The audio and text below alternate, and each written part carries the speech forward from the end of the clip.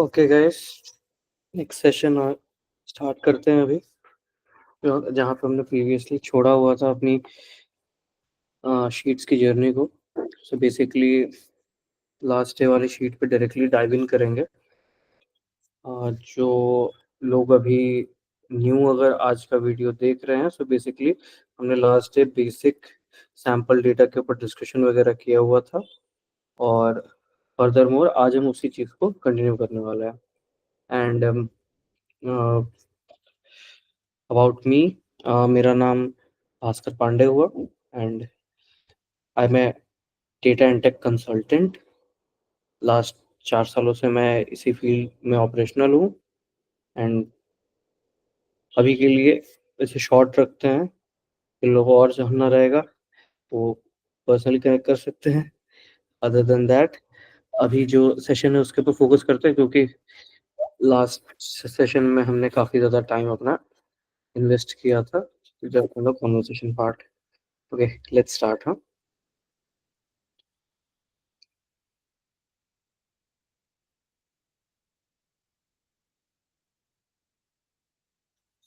Okay, सो मैंने आज करता है।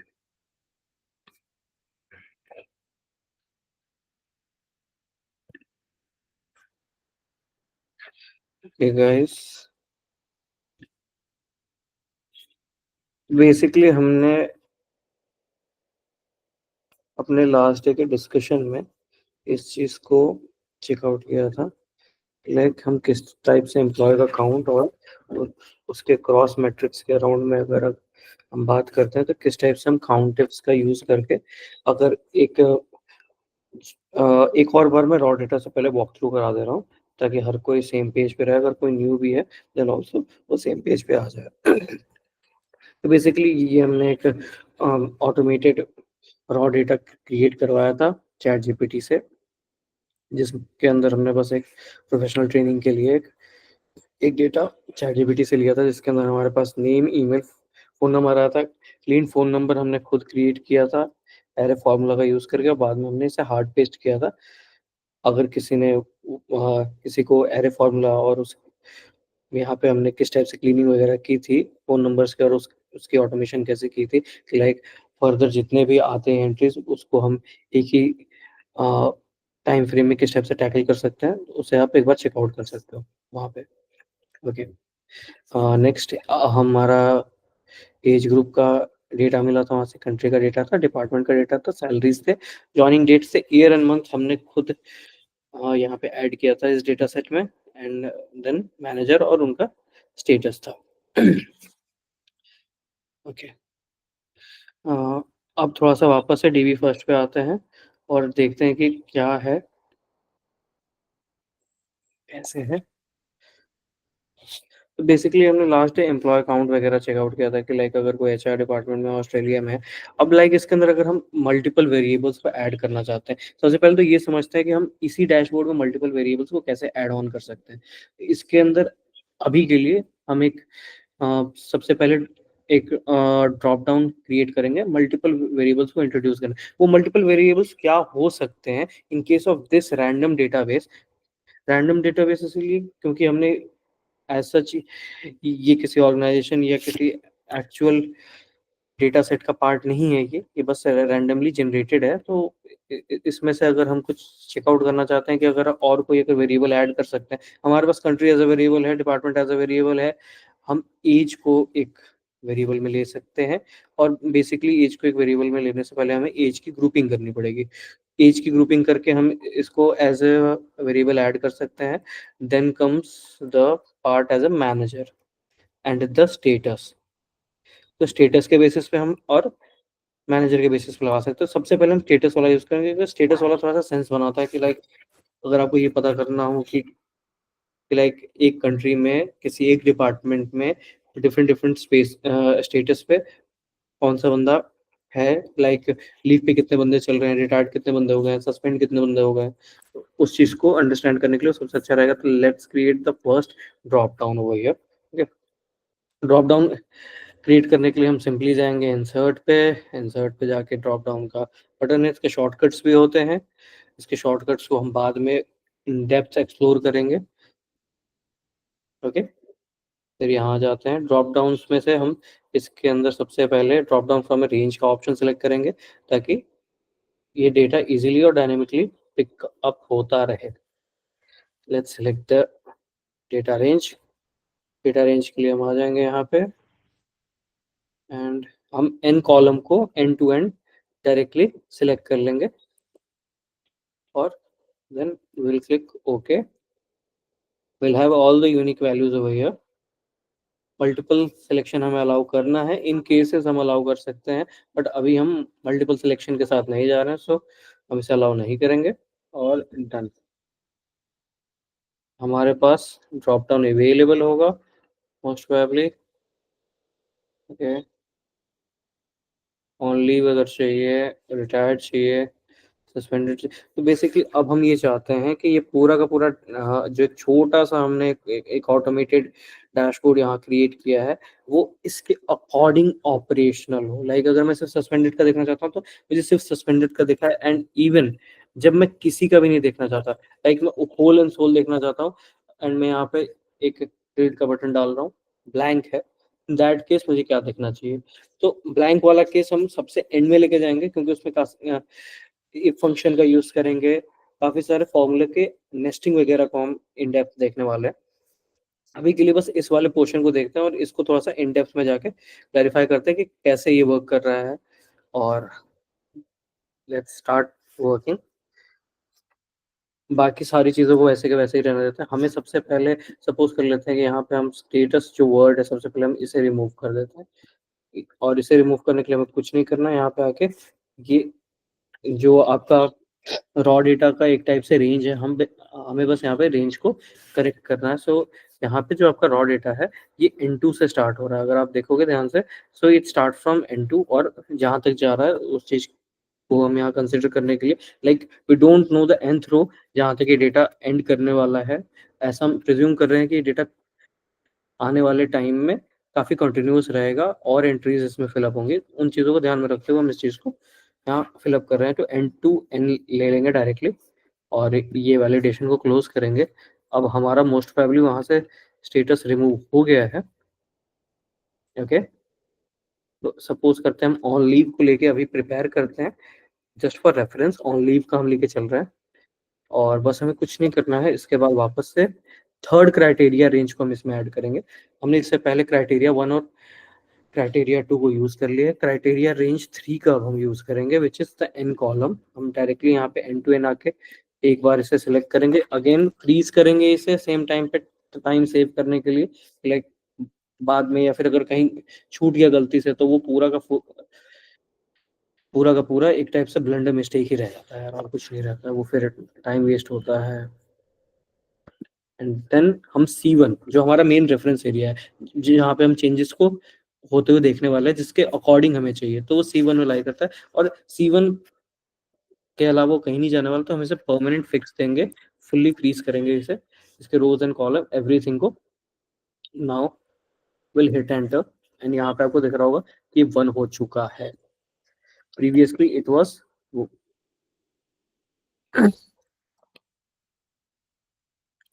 प्रीवियसली 2 पे था, नाउ ये 1 पे है। एंड सेम चीज को हम वापस करेंगे, will select all the adjacent cells in the row और उसके बाद कंट्रोल R का यूज करेंगे। जिन लोगों को ये शॉर्टकट नहीं याद रहे उनके लिए मैं यहाँ लिख दे रहा हूँ, it will B CTRL plus R, ताकि हम इस टाइप से इसे एक बार में ड्रैग कर सकें on the right hand side of course.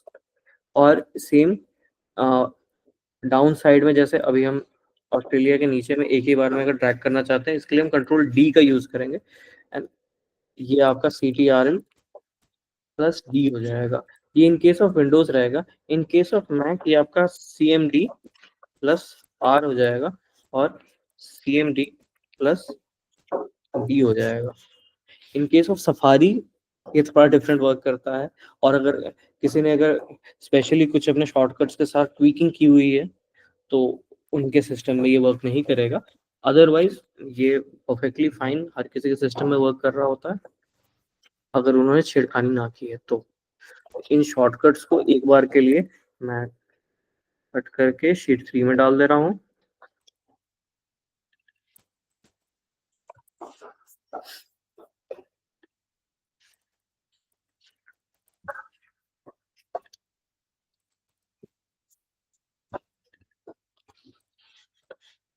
ठीक है,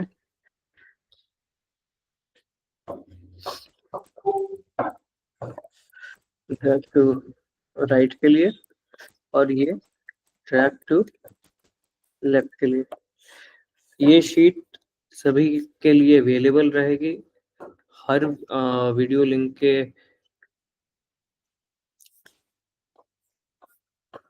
डिस्क्रिप्शन बॉक्स में इस शीट का लिंक मिल जाएगा। ऑफ कोर्स वहाँ पे मेरा ईमेल एड्रेस भी रहेगा, अगर कोई पर्सनली रीच आउट करना चाहता है तो रीच आउट कर सकता है। अब लाइक ये कितना फंक्शनल है इसे देखते हैं। सपोज करो ऑन लीव हमने देख लिया, रिटायर्ड का क्या केस चल रहा है ये देख लिया, सस्पेंडेड का क्या केस चल रहा है ये अलग अलग एरियाज में हमें दिख रहा है, एक्टिव का क्या केस चल रहा है ये भी हमें दिख रहा है, रिजाइन कितने लोग कहाँ पे कैसे करके गए हुए वो दिख रहा है। अब नाउ इसे क्रॉस चेक कैसे करें?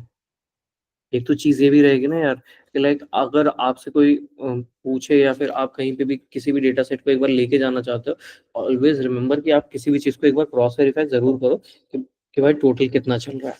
अभी के टाइम में जैसे कि अगर हम देखें, सो बेसिकली हमें ये आइडेंटिफाई अगर करना हो किसी भी पॉइंट ऑफ टाइम पे कि कितने बंदे चल रहे हैं, कितने बंदे रिजाइन कर चुके हैं सिस्टम में, इसका एक ओवरऑल यहाँ पे काउंट इफ ले सकते हैं रॉ डेटा से, just to cross check, right. और उसके बाद हम यहाँ पे क्राइटेरियन डाल देंगे जो कि हमारा रिजाइंड है, हमें दिख रहा है कि ये 17 है। तो बेसिकली काउंटिफ भी हमने लास्ट डे कवर अप किया था।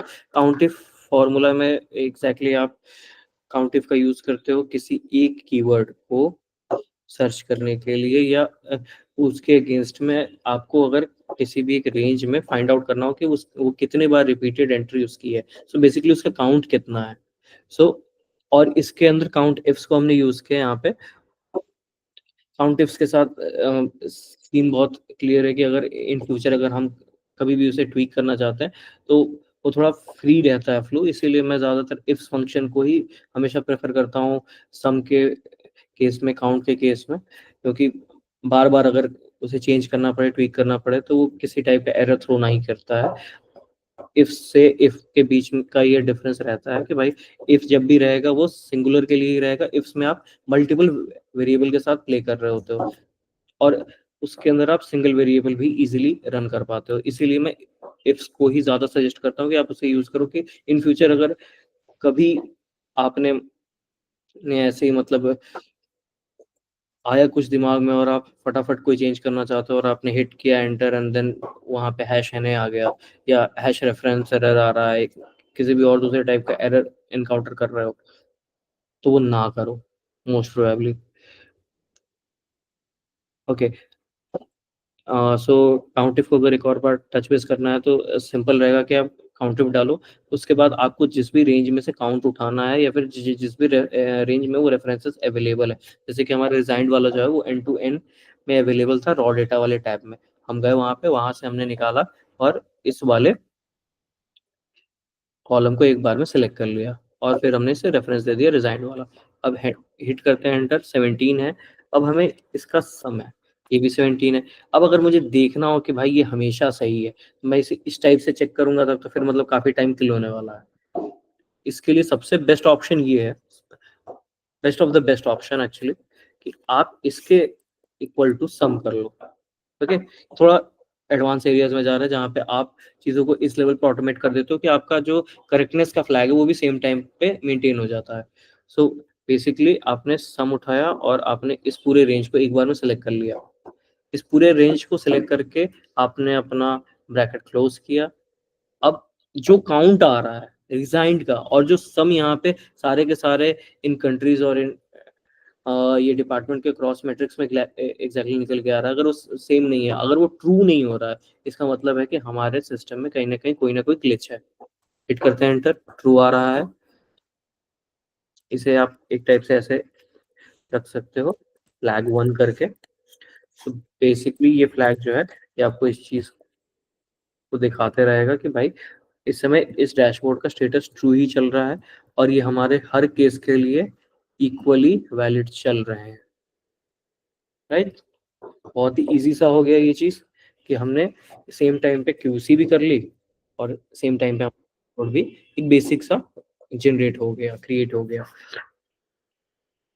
ओके ओके, अब एक और चीज काफी ज्यादा जो एक मतलब देखने वाली चीज होती है जब भी फोन नंबर वगैरह क्लीन हो जाता है, जैसे हमने लास्ट वाले सेशन में क्लीनिंग वगैरह करी, क्लीनिंग वगैरह करने के बाद हमेशा हमें उसमें के डुप्लीकेट चेक करना चाहिए कितने यूनिक एंट्रीज हैं।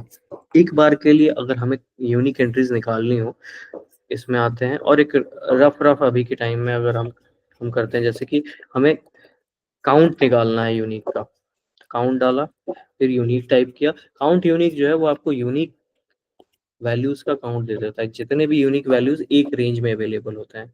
सो बेसिकली यहाँ पे हमारे पास हमें रॉ में जाना है और रॉ में जाके हमें E2 से हमारा स्टार्ट है और एज यूजुअल हम ई से ई ले लेते हैं, क्योंकि हमें लास्ट में अगर एडिशनल कुछ ऐड करना है तो हम वहाँ पे ऐड भी कर पाएंगे और वो ऑटोमेटिकली दिख भी जाएगा वैल्यू उसमें। रेंज एडजस्टमेंट से आदमी बचता है इसको करके, नथिंग एल्स। बार बार रेंज नहीं एडजस्ट करना पड़ता है आपको ये करके। 100 और यहाँ पे 101 रोज की एंट्री है और एक जो था वो हेडर ही था। सो बेसिकली हमारा पूरा डेटा करेक्ट है और इसमें 100 यूनिक एंट्रीज हैं मोबाइल नंबर्स की। ओके, एज ग्रुप के बारे में हमने बात किया था कि एज ग्रुप का क्या सीनारियो है। सो बेसिकली एक बार पूरे के पूरे एज ग्रुप का हम ग्रुपिंग करते हैं। ओके, सो पहले हम एज ग्रुप की यूनिक एंट्रीज उठाते हैं। ओके, हम वापस से F2 से F का लेंगे, हेडर डाल देंगे एज का। बेसिकली जैसा आप देख रहे होंगे कि ये काफी सही वे में और सही स्ट्रक्चर में अवेलेबल नहीं है, बहुत up and down ascending descending चल रहा है। इसकी सॉर्टिंग करेंगे, सॉर्ट फंक्शन का यूज करके आप हमेशा इसे सॉर्ट कर सकते हो असेंडिंग टू डिसेंडिंग। अभी जैसे हम करेंगे, अगर आप सॉर्टिंग के बाद कोई और सॉर्ट कॉलम का ऑप्शन अगर उसे नहीं देते हो, यहाँ पे आप वैल्यूज नहीं उसको एक टाइप से दे रहे हो कि किस टाइप से आपको उसको सॉर्ट कराना चाहते हो, असेंडिंग में डिसेंडिंग में, तो वो ऑटोमेटिकली आपको असेंडिंग ऑर्डर में दे देता है। लेकिन अगर हमें A to Z, Z to A को अगर ट्राई करना है तो फर्स्ट कॉलम है, आप 0 के साथ जाओगे और ये ऑटोमेटिकली डिसेंडिंग हो जाएगा, डिक्रीजिंग ऑर्डर में आपको मिल जाएगा।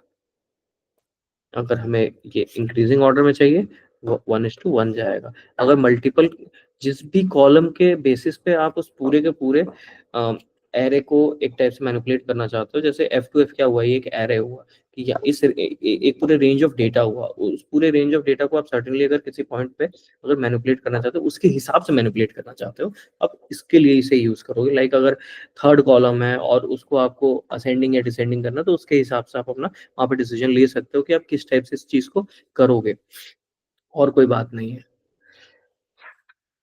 सो बेसिकली हम इस टाइप से इस चीज को करेंगे अभी के लिए, और सॉर्टिंग वगैरह अभी जैसे हमारी डन हो चुकी है। ठीक है, सॉर्टिंग हमारी डन है। एक बार काउंट उठा के देखते हैं कि हमें एक बेसिक आइडिया लग जाए कि किस किस एज ग्रुप से कितने कितने बंदे आ रहे हैं ऑलमोस्ट।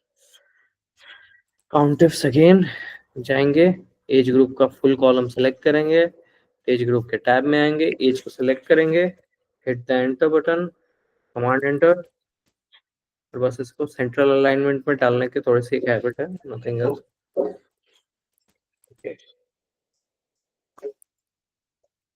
ठीक है, 60 के एज ग्रुप के काफी सारे बंदे हैं। Okay good. तो हमारे पास टोटल एज ग्रुप्स जो हैं, अगर हम इसका एक बार काउंट चेक करें, तो बेसिकली हमारे पास 37 एजेस हैं। तो 37 एज ग्रुप्स ऑटोमेटिकली होता है। अब इन्हें लार्जर बकेट्स में बकेटिंग करते हैं, जैसे हम यहाँ देख पा रहे हैं 23 से। So let's start from here कि एक एज ग्रुप क्रिएट करते हैं which will be from 23 to let's say कि हम 10 इयर्स का ब्रैकेट लेके चल लेते हैं, 22 टू 32।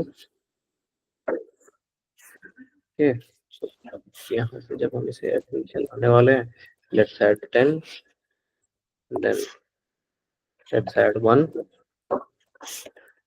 ऐड 1, और फिर सेम चीज एंड सेम चीज, 56 से 66। जब हम 56 पे आए, then let's make it after 55, let's make it 60 plus. So 45 to 60 करते थे ज्यादा अच्छा, 15 इयर्स का एक अच्छा हम ब्रैकेट मिलेगा, और देन 60 प्लस कर देंगे हम।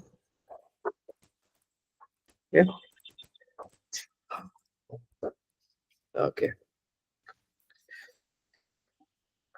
ओके।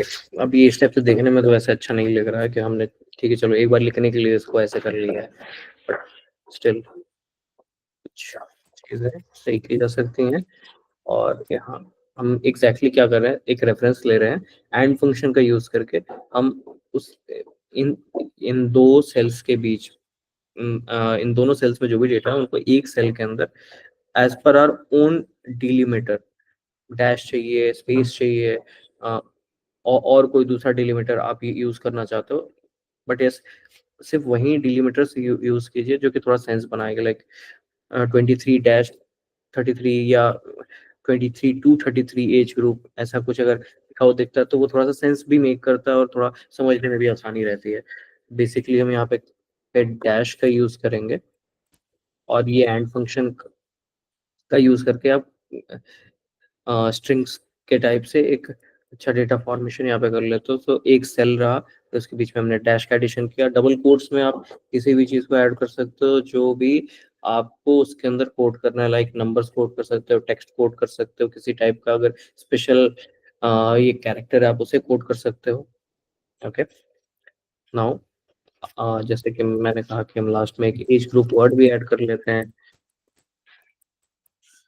ताकि ये थोड़ा और अच्छा लगे। इस वाले केस में वी डोंट रिक्वायर F5, हम ये वाला पूरा पार्ट स्किप कर जाएंगे।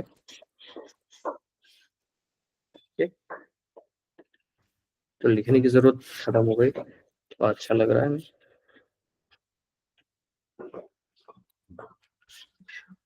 अब हमें यहाँ पे कुछ भी और करने की जरूरत नहीं है, हमें रॉ डेटा में सेम चीज को मैप करना है। अब आता है यहाँ पे दो चीज।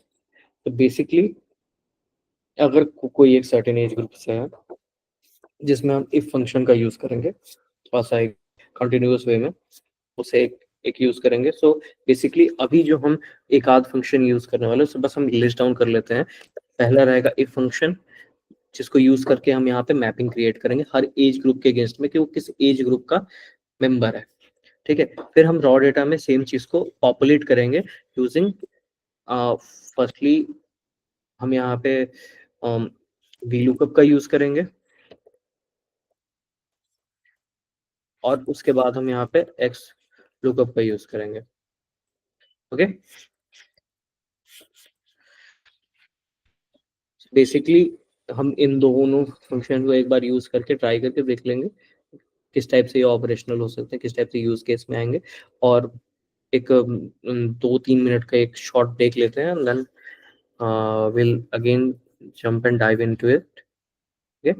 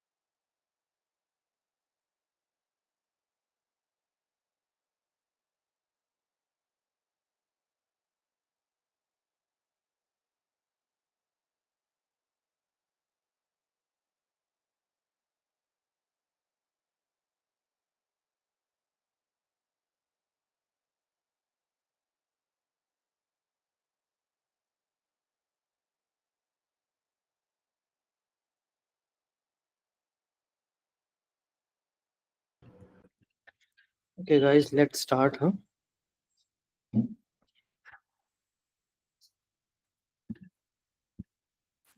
शुरू करते हैं इफ फंक्शन से। इफ इतना इज इक्वल टू और ग्रेटर दैन और इक्वल टू होगा। हमेशा इस चीज को याद रखिएगा कि आप कभी भी अगर ग्रेटर दैन और इक्वल टू या स्मॉलर दैन और इक्वल टू इस लॉजिकल एक्सप्रेशन का अगर यूज कर रहे होंगे, हमेशा याद रखिएगा कि इस लॉजिक में ग्रेटर दैन और स्मॉलर दैन सबसे पहले आता है।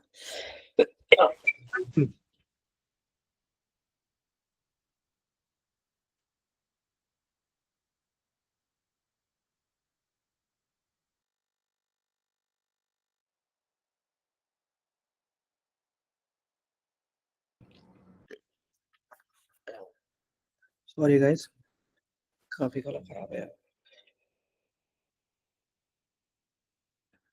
सो बेसिकली मैं कह रहा था कि स्मॉलर देन और ग्रेटर देन को पहले यूज करोगे इक्वल टू के पहले। ओके, यहाँ 23 डालेंगे। नंबर्स के लिए हमें कभी भी डबल कोट्स की यूज करने की आवश्यकता नहीं पड़ने वाली है। ओके, और यहाँ पे हम इफ के जगह इफ्स का यूज करेंगे। इफ्स इसलिए क्योंकि हम मल्टीपल एक टाइप से जो है वेरिएबल्स के साथ डील कर रहे होंगे कि अगर एक बॉक्स जो है वो अगर सर्टेनली किस कैटेगरी में लाई करता है, इसको आइडेंटिफाई करने के लिए मल्टीपल वेरिएबल्स यहाँ पे यूज करनी पड़ेंगे, मल्टीपल इफ स्टेटमेंट्स यूज करने पड़ेंगे, ताकि कंडीशन उससे भी देखते हैं कैसे काम हो सकता है। हम इसके लिए जो है एक और अच्छा सिंपल स्टेटमेंट यूज करते हैं, इज बिटवीन। सो बेसिकली अगर इसका वैल्यू पहले हम लोअर वैल्यू कैंडिडेट देंगे जो कि 23 होगा, और ग्रेटर वैल्यू यानी 33 अगर इतने के बीच में लाई करता है, then it will be this age group. कहीं लिखा रहने का सबसे बड़ा फायदा है कि आप इजी रेफरेंसिंग यूज कर सकते हो, उसमें आपको कोई दिक्कत नहीं रहनी चाहिए। देन अगेन हम इस बिटवीन का ही यूज करेंगे, सेम सेल को वापस एक डिफरेंट कंडीशन से इंट्रोड्यूस कराएंगे कि इन केस अगर यही सेम चीज 34 से 44 के बीच में लाई कर रहा है, ओके, देन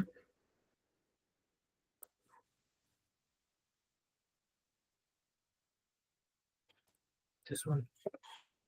ओके, फिर आगे और कंटिन्यू करेंगे इसे, इस बिटवीन का ही यूज करेंगे। इस बिटवीन फंक्शन के साथ इसे यूज करना बहुत ही ईजी है। एंड देन हमारा नेक्स्ट एज ग्रुप जो है वो 45 से स्टार्ट होता है और 60 पे जाके एंड हो जा रहा है, तो 45 और 60 वाला पार्ट को हम यूज करेंगे।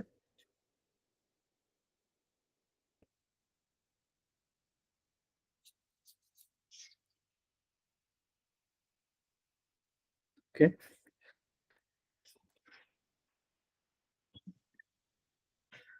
Now for the 60 plus 1, so greater than 60 directly 60 plus age group, बस अब इसे कंट्रोल डी करेंगे, डायरेक्टली ड्रैग डाउन करेंगे, विल फिनिश इट ऑफ। अब इसमें हमने क्या गलती की है देखो, लेट्स लर्न कि हमने इसमें क्या सबसे ज्यादा गलत काम किया था। हमने रेफरेंसिंग को एक पॉइंट ऑफ टाइम के बाद फ्रीज ही नहीं किया है। सबसे पहले हमारी यही सबसे बड़ी गलती है, हमें रेफरेंसिंग को फ्रीज करना था, हमने नहीं किया है और वो ब्लैंक्स जा रहे हैं। सो लेट्स स्टार्ट फ्रीजिंग फर्स्ट। सबसे पहले वाले में आएंगे, हमने G2 को फ्रीज किया, G3 को फ्रीज किया, हमने G4 को नहीं फ्रीज किया। G4 को फ्रीज करते हैं, दैट्स इट। ये एक गलती जो है आपको बार बार चीजें रिपीट करने पे, अपने खुद के डेटा सेट के ऊपर कॉन्फिडेंस ना रखने पे ला खड़ा कर देगा। एंड देन हमारा G41, this is also not frozen क्योंकि हमारा G5 हो गया है। इसे ध्यान में रखना है गाइस कि वैसे ना ये वाली गलतियां नहीं करेंगे। ये बेसिक मिस्टेक्स हैं, शुरुआत में नहीं फील होते हैं, बाद में इस टाइप की अगर कोई भी गलती होती है तो आउट ऑफ एक्सपीरियंस इन चीज़ों को आइडेंटिफाई करके सही करने में कुछ सेकंड लगते हैं। लेकिन शुरुआती दौर में अगर आप इसको संज्ञान में नहीं लेंगे तो मोस्ट प्रोबेबली इसके ज़्यादा चांसेस बनते हैं कि आपका जो भी डेटा सेट रहेगा आपका कॉन्फिडेंस लेवल उन चीज़ों के अराउंड काफ़ी कम रहने वाला है, बहुत ही लोअर एंड पे रहेगा और इससे ज़्यादा नहीं होता है।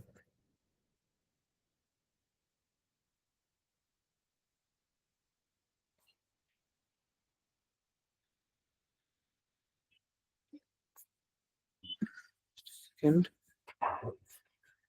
Just a second.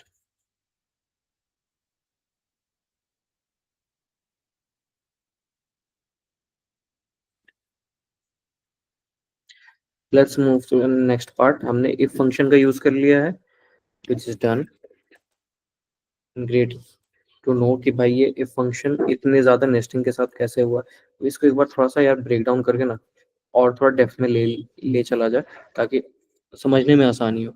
Basic basic सी बात क्या है ना, कि जब भी आप इफ फंक्शन का यूज़ करते हो तो इफ फंक्शन में आप हमेशा इफ उसका जो भी एक टाइप से आपका कंडीशन है, एक बार देख लेते हैं। और उसका जो भी लॉजिकल एक्सप्रेशन रहता है आप उसे वहाँ पे फीड करते हो, सेम जैसे हमने यहाँ पे किया हुआ है। और फिर अगर वो लॉजिकल एक्सप्रेशन चाहिए, सपोज़ कर देते हैं a1 इज़ इक्वल टू 1। अगर a1 में 1 की वैल्यू है, देन इट इज़ ट्रू, जो कि आप इफ ट्रू पे ट्रू डाल दो, वहाँ पे आपको अगर नाम लिख देना है कि अगर a1 is equal to 1 then mango, और अगर वो फॉल्स हो गया तो ऑरेंज। तो आप ये सारी चीज़ों को वहाँ पे फिक्स कर सकते हो। तो ये काफ़ी ज़्यादा फ़ायदे का बात हो जाता है वहाँ पे। Then moving on to the IFS वाला पार्ट, कि लाइक ये हम यहाँ पे हमने क्या किया, इतने इतने लॉन्गर पीरियड ऑफ टाइम हमने इफ्स फंक्शन का यूज किया। सबसे पहले इफ्स फंक्शन का यूज करके जो हमारा नेक्स्ट पार्ट था वो था इज बिटवीन फार्मूला।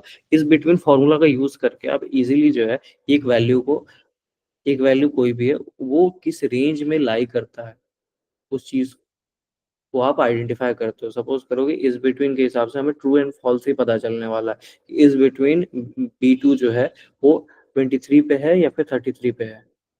ठीक है, 23 और 33 के बीच में अगर लाई करता है B2 का value, then it is true. और अगर ट्रू है तो ये वैल्यू होनी चाहिए।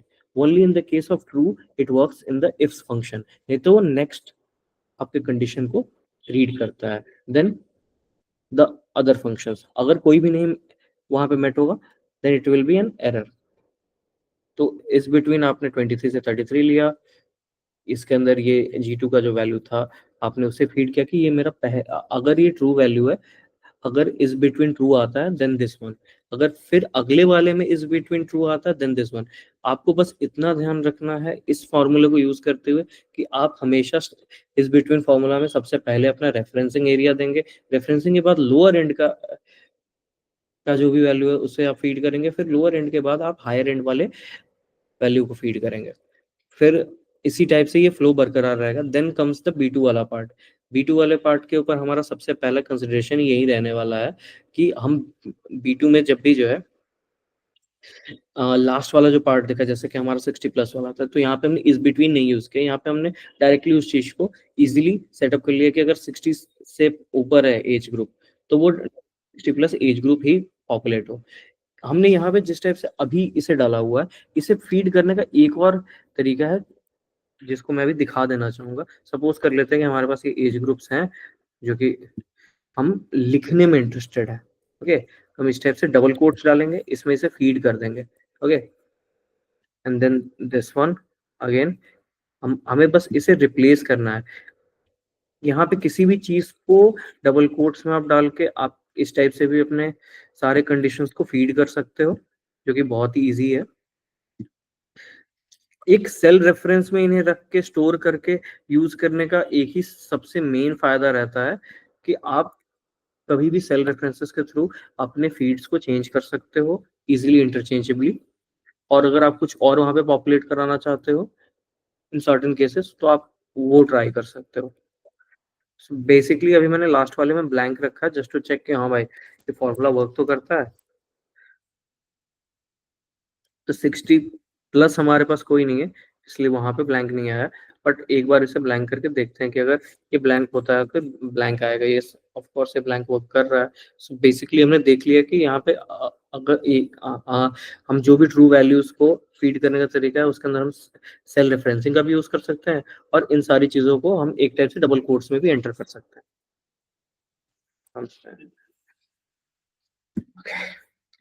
Now let's map them. हम मैप यहीं पे करते हैं, एज ग्रुप का हेडर दे देते हैं। ओके, अब एज ग्रुप का हेडर देके हम वीलुकअप का यूज कर लेते हैं। वीलुकअप एक सिंपल साधारण फंक्शन है, बहुत ही ज्यादा यूज किया जाता वाला फंक्शन है, और बहुत ही कॉन्स्टेंटली यूज किया जाता है। किसी भी एक यूनिक वैल्यू सेट के अगेंस्ट में आप इसे यूज कर सकते हो।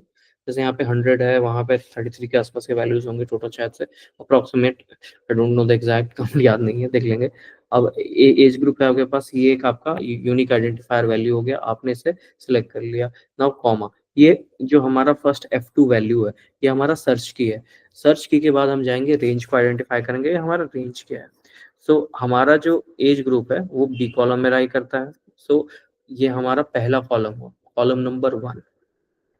कॉलम नंबर 2 हमारे काउंट का है, जिसका हमें अभी कोई यूज नहीं है हाल फिलहाल में। और हमारा जो एक्चुअल डेटा है डी, यानी जिसे हम फेच करना चाहते हैं, ये वो डेटा जिसे हम फेच करना चाहते हैं, तो वो कॉलम डी में है। नाउ नेक्स्ट, हाँ, हमारा एग्जैक्ट वैल्यू लाई किस पॉइंट ऑफ टाइम पे कर रहा है, टाइम आई मीन इंडेक्स पे, किस इंडेक्स पे लाई कर रहा है, या कौन से एग्जैक्ट, ये एक टाइप से कॉलम नंबर पे लाई कर रहा है। एज ग्रुप है हमारे पास। हमेशा याद रखिए, जहां से भी आपका मेन डेटा फ्रेम जो भी है आपका, उसका जहां से भी रेफरेंसिंग स्टार्ट हो रहा है, सपोज करो कि हमारा एज ग्रुप जो है वो बी कॉलम है, तो ये हमारा इंडेक्स नंबर 1 हो जाएगा। हमेशा इंडेक्स यहीं से स्टार्ट होगा, 1 से। नाउ हम यहाँ पे 3 की एंट्री करेंगे, क्योंकि एज 1 में है, काउंट 2 में है, और डी जहाँ पे हमने हेडर कुछ भी नहीं डाला है, जहाँ पे एज ग्रुप का डेटा हमने फीड कर रखा है, वो थर्ड इंडेक्स पे लाई करता है। नाउ ट्रू एंड फॉल्स, कि आपको ये किस टाइप से चाहिए। बेसिकली हमें ट्रू चाहिए, 0 एंड 1 में लोग इसे यूज करते हैं, तो बेसिकली 0। ओके, वीलुकअप को एक और बार देख लेते हैं कि वीलुकअप फॉर्मूला को हम टाइप करेंगे, F2 के रेफरेंसिंग यूज करेंगे, फिर हम अपने रेंज ऑफ डेटा को जाके सिलेक्ट करेंगे।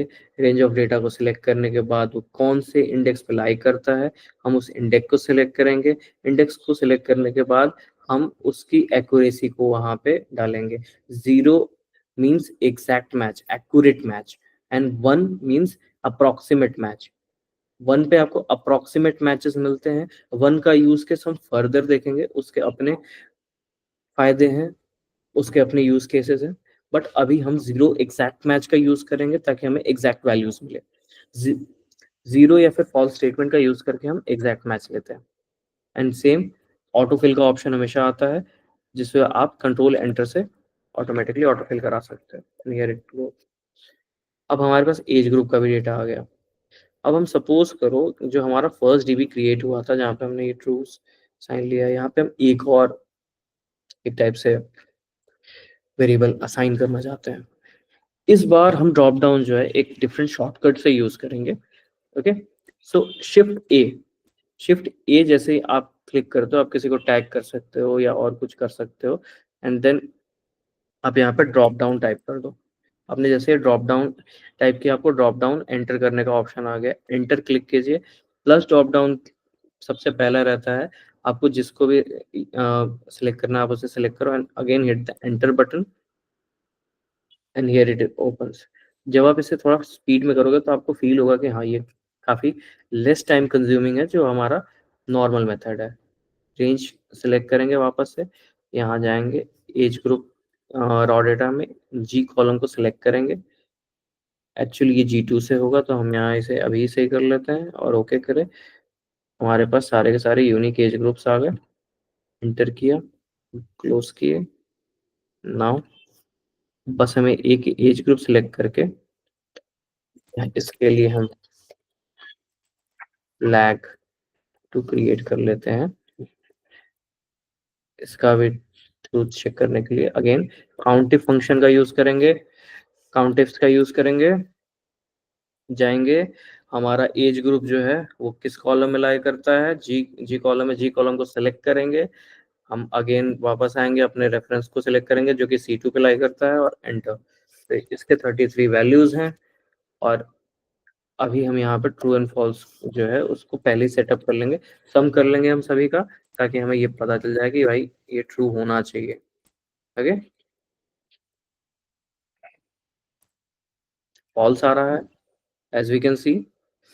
बेसिकली अब हमें अपना सेकंड फ्लैग जो है, इससे ये समझ में आ गया कि भाई फ्लैग्स वर्क कैसे करते हैं, लेकिन हमें यहाँ पे सेकंड फ्लैग की जरूरत नहीं रहेगी गाइस, हम सिंगल फ्लैग का ही यूज करेंगे, क्योंकि अगर हम दो डिफरेंट डिफरेंट काउंट्स के राउंड में मल्टीपल वेरिएबल सपोर्टेड इस डैशबोर्ड को यूज करेंगे, जिसके अंदर हम कंट्री को भी देख रहे हैं, डिपार्टमेंट को भी देख रहे हैं, एज ग्रुप के भी वाइज हम सेग्रीगेशन कर रहे हैं, और स्टेटस क्या है उनके एम्प्लॉयमेंट का उसे भी अगर हम एक एक पॉइंट ऑफ टाइम पे चेकआउट कर रहे हैं, इन सब का जो सबसे कॉमन वैल्यू है हमें उसे उसके हिसाब से देखना पड़ेगा। सो बेसिकली इसे चेक करने के लिए हम और कुछ नहीं करेंगे, फ्लैग वन को ही ट्वीक करेंगे, और काउंटिफ्स जैसे मैंने बताया था कि हम इसे बार बार ट्वीक करते रहते हैं, चेंज करते रहते हैं, चेंजेस इंट्रोड्यूस करते रहते हैं, रेंजेस बदलती रहती हैं। हम इसके अंदर बस एज ग्रुप वाला जो एक हम लोग का कॉलम है G2G, इसे सिलेक्ट कर लेंगे, वापस आएंगे फर्स्ट टीवी में, और हम अपना रेफरेंस वापस से सिलेक्ट कर लेंगे C2, इंटर करेंगे, फॉल्स वैल्यू आ रहा है क्योंकि इस समय यहाँ पे डेटा करेक्ट नहीं है। Now let's correct the data. Again count sky function है, रॉ में जाएंगे, जी कॉलम को सिलेक्ट करेंगे जहाँ पे हमारा एज ग्रुप का डेटा, क्योंकि एज ग्रुप ही ऐसा वेरिएबल है जिसे अब तक हमने इसमें एंट्री नहीं की हुई है। आप देख सकते हो स्टार्टिंग में कि आपके पास एच कॉलम है, आई कॉलम है, ओ कॉलम है, बट जी कॉलम नहीं है जिसके अंदर आपका एज ग्रुप का डेटा है। तो एज ग्रुप का डेटा लेंगे, इसे फ्रीज करेंगे, then will move to the another part. हम यहाँ पे C2 को सिलेक्ट करेंगे और C2 को परमानेंटली फिक्स करेंगे, फ्रीज करेंगे बोथ रोज एंड कॉलम्स, ताकि जैसे ही हम फॉर्मूले को ड्रैग करें ये एरर्स रिड्यूस हो जाए। अगेन इसे एक बार में कंट्रोल R करके सेल्स तक इसे पहुंचाएंगे, एंड देन कंट्रोल D करके इसे लास्ट कंट्री तक इसे पहुंचा देंगे, and here we can see the true value. अब रिजाइंड और वो भी 23 से लेकर 33 के एज ग्रुप में टोटल इतने ही बंदे हैं, अगर हम एक बार में देखना चाहते हैं तो। अगर हम यहीं पे एक एम्प्लॉय काउंट अभी के लिए लेना चाहते हैं, सपोज दैट कि हाँ कितने इन वेरिएबल पे डिपेंडेंट एम्प्लॉयज कितने हैं एक्चुअली, सो दे आर 6। अगर हम यहीं पे जाके सस्पेंडेड पे से मूव कर देते हैं, ये भी ट्रू है, इसका मतलब है कि हमारा एक टाइप से क्रॉस चेक बिल्कुल सही है। 23 से 33 के बीच में 7 एम्प्लॉयज सस्पेंडेड हैं। सेम एक्टिव पे जाएंगे, एक्टिव में हमारे 5 एम्प्लॉयज इसी एज ग्रुप में, अगर हम यहीं अगर 33 टू 44 के केस में चेक करते हैं तो ये ऐसे 4 एम्प्लॉयज निकलते हैं। सो ये कम्प्लीटली फंक्शनल डैशबोर्ड आपको मिल गया बहुत ही कम टाइम में, कुछ बेसिक फंक्शन को यूज करके कि किस तरह से काउंटिफ आपके लाइफ को आसान बना रहा है।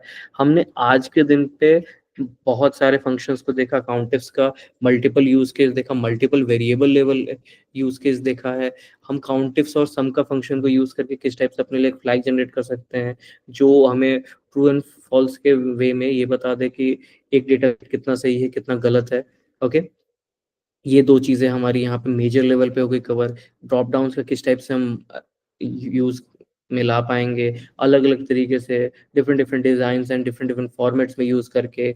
Then coming to the next part, हमने एज ग्रुप की ग्रुपिंग देखी, सेम पॉइंट ऑफ टाइम पे हमने इफ्स और इज बिटवीन फंक्शन का यूज केस देखा, कितना डायनेमिक है ये, किस टाइप से इसे यूज कर सकते हैं। हम यहाँ पे भी ड्रॉप डाउन वाले चीजों को यूज कर सकते हैं टू सॉल्व न्यू थिंग्स, एक नया अप्रोच ले सकते हैं, एरे फार्मूला वगैरह का यूज केस इसके अंदर हम डेवलप कर सकते हैं। बट वो सब फर्दर और डेप्थ में जाने के बाद ही हम यूज करेंगे, क्योंकि वो फिर चीज़ों को सिंप्लीफाई करने से ज़्यादा वो कॉम्प्लेक्स करता चला जाता है, क्योंकि वो काफ़ी ज़्यादा नेस्टेड फंक्शंस को इंट्रोड्यूस करता है आपके टेबल पे। देन इफ फंक्शन होने के बाद हमने वी लुकअप को भी क्लोज कर लिया है। नाउ वी लुकअप क्लोज करने के बाद हमें हमने अब तक एक्स लुकअप वाला फंक्शन नहीं देखा। एक बार के लिए हम क्या करते हैं, ये एज ग्रुप का डेटा जो है कंप्लीटली रिमूव कर देते हैं। लेट्स सी अ थिंग कि आप कभी भी वी लुकअप को on the right hand side ही लगा पाओगे। लाइक अगर आपका कोई भी रेफरेंसिंग का डेटा लेफ्ट हैंड साइड पे रहना चाहिए, और आपको जो भी आउटपुट चाहिए वो हमेशा आउटपुट का जो रेफरेंस रेंज रहेगा वो हमेशा राइट हैंड साइड पे रहेगा, then only V lookup work करता है, नहीं तो नहीं वर्क करता है। उसके बाद इस चीज को टैकल डाउन करने के लिए इंडेक्स रेंज वगैरह, इंडेक्स मैच वगैरह का यूज किया जाता है, लेकिन अभी हम इंडेक्स मैच के तरफ नहीं जाएंगे, क्योंकि उससे भी ज्यादा काफी कूल, सिंपल और एडवांस फंक्शन हमारे पास अवेलेबल है, जो कि एक्स लुकअप है। एक्स लुकअप का भी हम ज्यादा एडवांस फॉर्मेट, एक सिंपलर फॉर्मेट में कैसे क्या यूज किया जाता है इसे एक बार चेकआउट करेंगे। ये पूरा रो हम एक बार ये एज ग्रुप का टोटल कॉलम का डेटा हमने एक बार रिमूव कर दिया है। Let's use the simple function X lookup. Excel आप टाइप करोगे वर्ड आ जाएगा, एक्स लुकअप, एक्स लुकअप पे चले गए। सर्च की को वापस से सेम वी लुकअप जैसा ही रखा गया है, आप सर्च की को एक बार में सिलेक्ट कर लो। Moving on to the next part, हम एज ग्रुप वाले में जाएंगे। हमारा एग्जैक्टली रेफरेंस जो है वो किस कॉलम में लाई करता है, हम उस पूरे के पूरे कॉलम को या जो भी रेंज है उसे एक बार में हम सेलेक्ट कर लेंगे। सो लाइक हमारा जो है बी टू बी में डेटा लाई करता है, तो हमने एक बार में बी टू बी सेलेक्ट कर लिया। नाउ अगेन कॉमा, और उसके बाद हमारा जो आउटपुट एरिया है जहाँ पे हमारा रिजल्ट रेंज राय करता है वो हमारे डी कॉलम है। तो डी कॉलम को हमने एक बार में सिलेक्ट किया and that's it, just hit the enter button और आप यहाँ पे पहुंच गए। एज ग्रुप का आपको डेटा दिख रहा होगा एंड जस्ट कंट्रोल डी, आपके पास ये सारा डेटा आ जाएगा। तो बेसिकली हमने एक्स लुकअप का एक शॉर्टर वर्जन देखा है। इसके काफी सारे एडवांस और नेस्टेड वे में यूज्ड फंक्शंस हैं। एरे और दूसरे डायनेमिक फॉर्मूलाज के साथ भी इसका यूज कैसे है, तो वो सब हम लोग फर्दर मोर सेशंस में इसे देखेंगे कि किस टाइप से चीजें वर्कआउट कर रही हैं। ओके गाइस, आज के लिए आज की आज की ये पूरी की पूरी क्लास जो है इसे यहीं पे क्लोज करते हैं। और ये डेटा सेट जो है मैं इसे यूट्यूब वीडियो के लिंक इन डिस्क्रिप्शन में डाल दूंगा। Further more email ID description में ही है, किसी को अगर रीच आउट करना है तो रीच आउट कर सकता है उसके थ्रू। और उसके अलावा अ, अभी यार लगातार पोस्टिंग ऑफ वीडियोस लगातार रहेगी। जो भी आप लोगों के डाउट्स वगैरह हैं या फिर किसी चीज़ की नहीं आती है, आप चाहते हो कि कोई चीज़ फर्दर वापस से हो कवर अप, या फिर उसके ऊपर एक सेपरेट कंप्लीट एक सेशन या एक छोटा सा वीडियो वगैरह क्रिएट किया जाए, तो प्लीज़ आप इस चीज़ को कमेंट सेक्शन में या पर्सनली रीच आउट करके जैसे भी आपको मतलब इस चीज़ को कन्वे करना है आप कन्वे कर सकते हो। सेम पॉइंट ऑफ टाइम पे जिस टाइम में आप इस वीडियो को देखो, मेरा सजेशन है आप एक बार ज़रूर सैम्पल डेटा वाली शीट को रेफरेंस में लो। इसे आप डाउनलोड कर सकते हो, डाउनलोड करके इसको एक बार यूज़ करके देखो। इसके इसके अराउंड फॉर्मूले अवेलेबल हैं पहले से शीट में, तो आप इसके साथ थोड़ा खेल सकते हो। उससे आपको फ़ायदा बस इतना ही रहने वाला है कि थोड़ा हैंड्स ऑन एक्सपीरियंस आप वीडियो देखते हुए ले पाओगे। आपके पास एक डेटा सेट रहेगा तो आप प्रैक्टिस कर सकते हो अपना खुद का भी। तो ये एक चीज़ हो गई। एंड चीज़ें अब कंटिन्यूअस वे में रहेंगी, सो इससे देखते हैं। एंड आज के लिए इसे यहीं पे अभी क्लोज करते हैं।